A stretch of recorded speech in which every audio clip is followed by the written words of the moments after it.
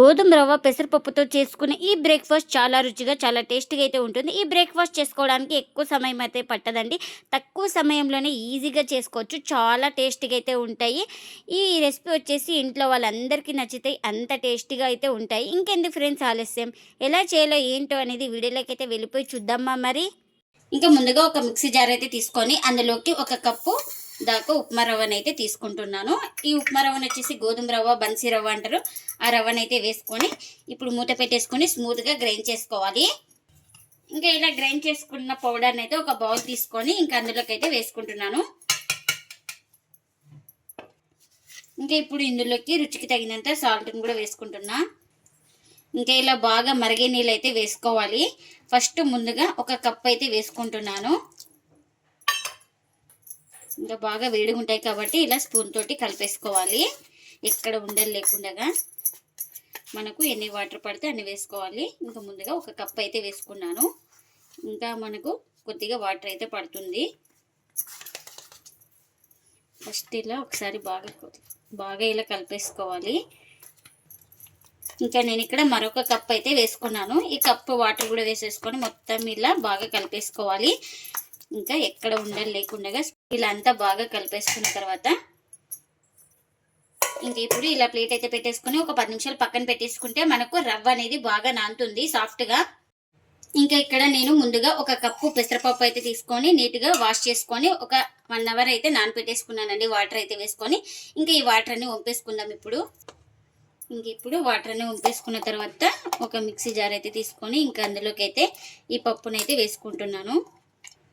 ఇంకా ఇప్పుడు ఇందులోకి 1 టీ స్పూన్ దాకా సోంపు అయితే వేసుకోవాలి. అలాగే ఇది కూడా 1 స్పూన్ దాకా వేసుకోవాలి ధనియాలు. ఇంకా జీలకర్ర కూడా 1 స్పూన్ దాకా వేసుకోవాలి.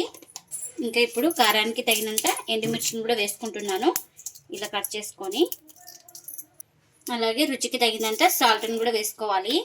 ఇప్పుడు గ్రైండ్ చేసుకోవడానికి కాస్త వాటర్ అయితే వేసుకుంటున్నాను. ఈ వాటర్ కూడా వేసేసుకొని ఇంకా మూత పెట్టేసుకొని స్మూత్గా గ్రైండ్ చేసుకోవాలి. ఇంకా ఇప్పుడు ఇలా గ్రైండ్ చేసుకున్న తర్వాత ఈ పేస్ట్ని అయితే పక్కన పెట్టేసుకోవాలి.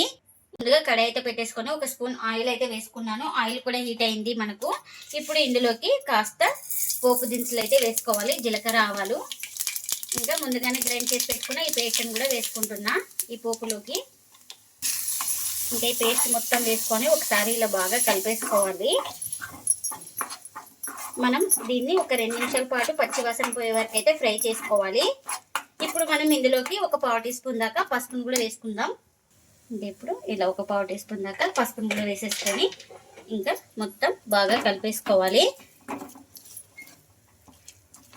ఇంకా మనకు ఇలా ఒక 2 నిమిషాల తర్వాత అయితే ఈ మిశ్రమం అయితే దగ్గర పడింది కదా. ఇంకా స్టవ్ అయితే ఆఫ్ చేసుకొని పూర్తిగా చల్లారనివ్వాలి.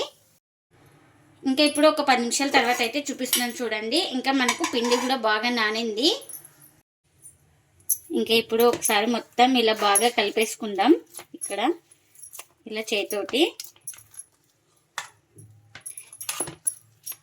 ఇంకా ఇలా మొత్తం బాగా కలిపేసుకున్న తర్వాత ఇంకా మనం ముందుగా అయితే ఇంకా ఇది ప్రిపేర్ చేసుకున్నాం కదా, ఈ మిశ్రమాన్ని కూడా వేసుకుంటున్నాను ఇందులోకి చల్లారిన తర్వాత.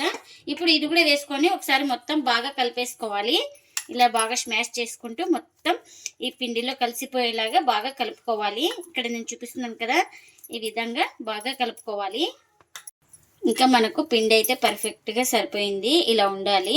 ఇప్పుడు దీన్ని మనం ఎంత కావాలో అంత పిండి ముద్దనైతే తీసుకొని ఇలా రౌండ్గా చుట్టుకోవాలి, ఎక్కడ క్రాక్స్ లేకుండా. ఇంకా ఇంకొక అరచేతి మీద ఇలా లైట్గా ప్రెస్ చేసుకోవాలి, ఇలా ఎక్కడ క్రాక్స్ లేకుండా. ఇంకా ఇలా రెడీ చేసుకున్నాం కదా, ఒక ప్లేట్లోకి అయితే తీసుకుంటున్నా. చూడండి, ఇంకా మరొకటి కూడా ఇలానే చేసుకోవాలి.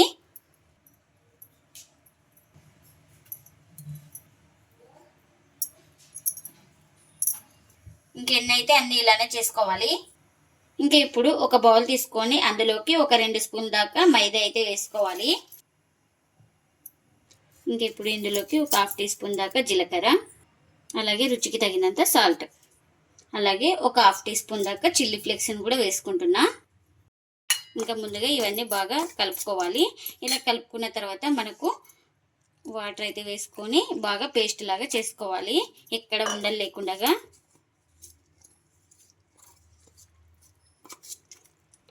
ఇంకా మనకు ఇక్కడ చూపిస్తున్నాం కదా, ఈ విధంగా అయితే ఉండాలి. ఇంకా ఇప్పుడు ఇలా రెడీ చేసి పెట్టుకున్నాం కదా, ఇప్పుడు ఒకటి తీసుకొని ఇలా డిప్ చేసుకోవాలి.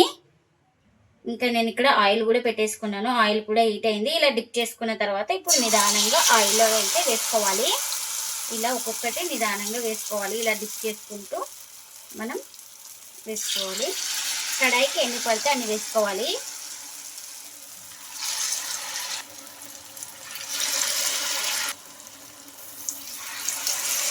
ఇంకా ఒక సైడ్ కాలిన తర్వాత అయితే మరోవైపు అయితే టర్న్ చేసుకోవాలి. ఇంకా ఇలా ఒక సైడ్ కాలిన తర్వాత అయితే ఇలా నిదానంగా మరోవైపుకి అయితే ఇలా టర్న్ చేసుకోవాలి. ఇంకా వీటిని అటు ఇటు తిప్పుకుంటూ మంచి కలర్ వచ్చే వరకు అయితే ఫ్రై చేసుకోవాలి రెండు వైపులా.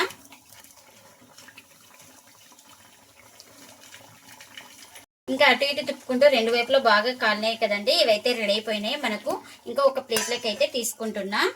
ఇలా రెడీ అయిపోయిన వాటిని ఎన్నైతే అన్ని ఇలానే కాల్చుకోవాలి.